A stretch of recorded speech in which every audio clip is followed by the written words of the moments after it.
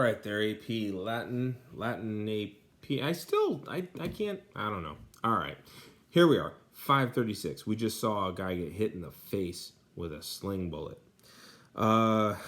Sabinus, upset by these things, when he had caught sight of Ambiorix, I'm going to actually say caught sight of Ambiorix from afar, encouraging his men, the Eburones, he, Quintus Titurius Sabinus, sent his interpreter, Gnaeus Pompeius, to him, Ambiorix, in order to ask whether he, Ambiorix, would spare him, Sabinus, and his soldiers.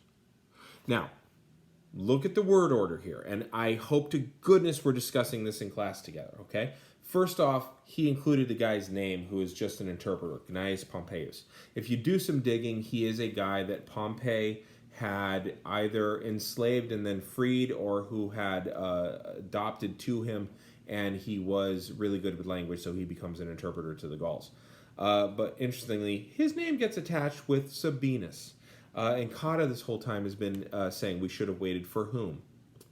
So you're starting to see some light shading of what's going on here. And he's asking, hey, can you spare me and also my men? Look at the word order there, okay? All right. That guy, Ambiorix, see, he's still a foreigner, responds, although notice he has, responded, notice that he has active verbs now. Very important. That if he, Sabinus, should wish to confer with him, it would be permitted.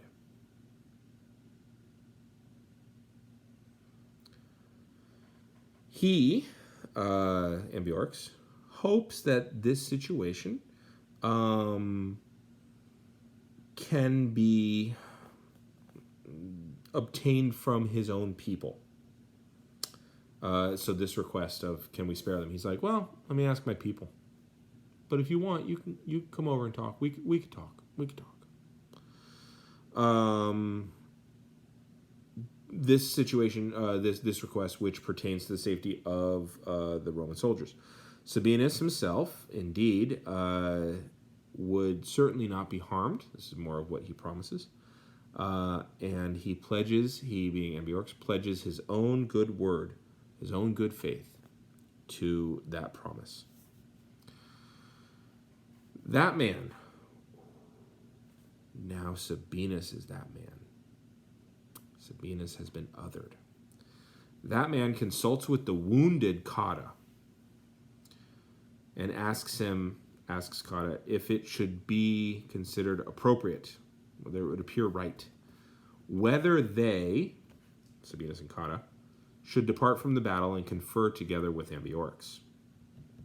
He says that he hopes that from him, Ambiorix, it can be gained as a request concerning his own, Sabinus's, and the soldiers' safety. So he goes to him, he's like, I think I've got us a way out of here. I think we can do this. Cotta states that he will not go to an armed enemy and remains stubborn on this point. Cotta, who got shot through the face with a sling bullet.